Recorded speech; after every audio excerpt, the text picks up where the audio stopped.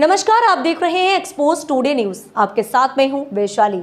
आइए रुक करते हैं आज की खबरों की। जन आशीर्वाद यात्रा में नहीं बुलाने पर उमा भारती नाराज। कहा, सिंधिया ने आपकी सरकार बनाई, मैंने भी सरकार बना दी, निमंत्रण की औपचारिकता तो निभाते। बीजेपी की जन आशीर्वाद यात्रा में नहीं बुलाए जाने पर पूर्व मुख्यमंत्री उमा भारती का दर्द छलक उठा। उन्होंने कहा कि मैंने प्रदेश में सरकार बनाकर दी, साल 2020 में उपचुनाव में भी कसकर प्रचार किया, लेकिन जन आशीर्वाद यात्रा में नहीं बुलाया। उमा भारती ने कहा कि कम से कम निमंत्रण की औपचारिकता को निभाना चाहिए था।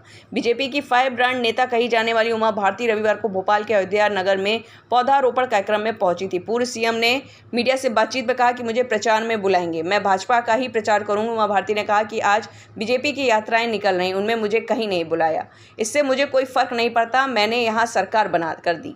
मैंने 2020 में भी अक्टूबर के महीने में कोरोना हो गया था, मुझे 11 दिन नहीं निकल पाए थे। भाजपा मिन्नतें कर रही थी कि आप आ जाइए। जब 28 सीटों पर चुनाव हुआ तो 22 सीटों पर चुनाव जीते और मैंने कसकर प्रचार किया, और जब आशीर्वाद यात्रा निकाली तो फिर मुझे नहीं बुलाया। लेकिन मेरे मन में सवाल ज़रूर आता है कि ज्योतिरादित्य सिंधिया ने आपकी सरकार बनाई तो मैंने भी तो एक पूरी सरकार बनाकर दे दी थी। ज्योतिरादित्य सिंधिया मुझे बहुत प्रिय हैं, मेरे भतीजे हैं, प्राणों से प्रिय हैं। उमा भारती ने कहा कि उनको ये ध्यान तो रखना था कि मुझे नहीं जाना था। वो घबराते हैं कि मैं पहुंच जाऊंगी तो सारा ध्यान मेरी तरफ चला जाएगा। मुझे नहीं जाना था, कम से कम निमंत्रण देने की औपचारिकता पूरी करनी चाहिए थी। चलेगा इस बात का कि जो चुनाव लड़ने वाले लोग हैं, जब वो चुनाव जीतेंगे तो उनको अपना इलाज सरकारी स्कूल, सरकारी अस्पताल में कराना चाहिए, ताकि उनकी समझ में आवे कि सरकारी अस्पताल में क्या परेशानी होती है। और उनको अपने बच्चों को सरकारी स्कूल में पढ़ाना चाहिए, ताकि सरकारी स्कूल की क्वालिटी में सुधार हो। बोल मैं सही बोल रही हूँ कि नहीं? हाँ, इसलिए हर उम्मीदवार जो मेरी इच्छा है हमारी पार्टी की सरकार बने, लेकिन शर्त यही होगी कि विधायक हो चाहे मंत्री चाहे मुख्यमंत्री, उनके घर में कोई बीमार पड़ेगा तो उसका इलाज कहाँ होगा? सरकारी अस्पताल में। उनके बच्चे कहाँ पढ़ेंगे? तब ये दो व्यवस्थाएं सुधर पाएंगी। क्योंकि ये कह रहे हैं सब अच्छा है तो फिर जाओ वहां जहाँ अच्छा है, फिर प्राइवेट में क्यों जा रहे हो? तो गरीब आदमी कितना परेशान हो रहा है प्राइवेट और अस्पताल और प्राइवेट स्कूल की वजह से। एक बात ये। दूसरी, मैं अभी आई तो जगह जगह गौ मरी पड़ी थी, 4 लेन पे जवान बछड़ियां, गाय, बैल।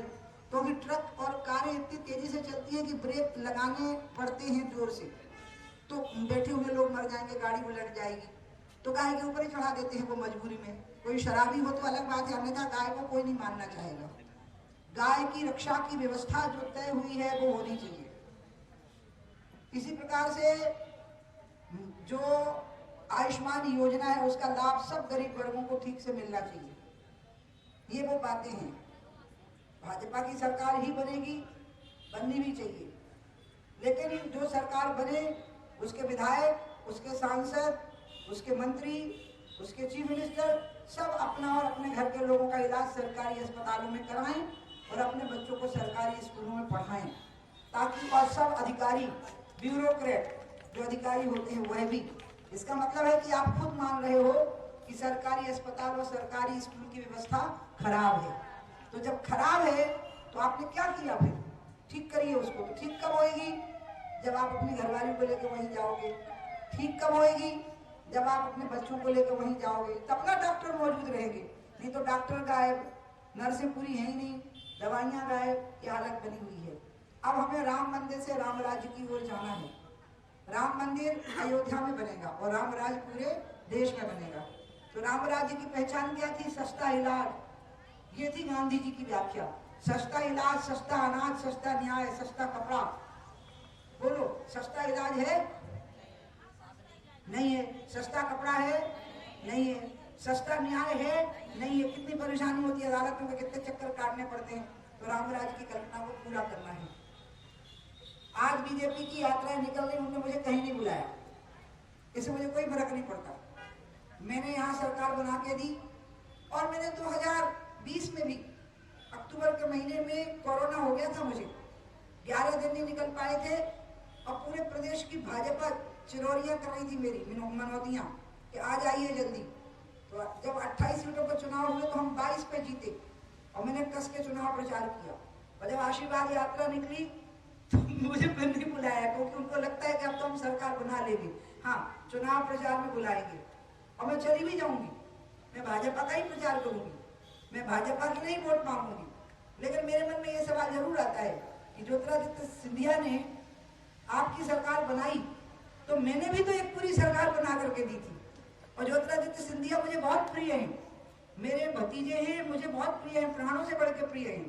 तो उनको ये ध्यान तो रखना था, मुझे नहीं जाना था। वो घबराते हैं कि मैं पहुंच जाऊंगी तो सारा ध्यान मेरी तरफ चला जाएगा। नहीं, मुझे नहीं जाना था, कम से कम निमंत्रण देने की औपचारिकता पूरी करनी चाहिए थी। अब मैं इन बातों को क्यों दबा के रखूं अपने अंदर कि सरकारी स्कूल व्यवस्था अच्छी नहीं है? मैं इस बात को अपने मन के अंदर दबा के क्यों रखूं कि सरकारी अस्पतालों की व्यवस्था अच्छी नहीं है? मैंने ये बातें पहले अकेले में चुपचाप कही हैं, जब नहीं हो पाई तब मैंने खुलेआम बोलना शुरू किया है।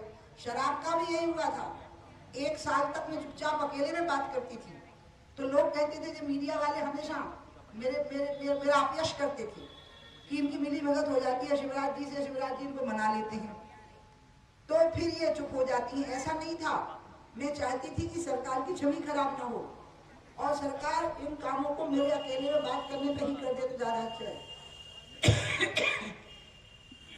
इस खबर में फिलहाल इतना ही। आगे की तमाम अपडेट्स जानने के लिए जुड़े रहें एक्सपोज टुडे न्यूज के साथ। नमस्कार।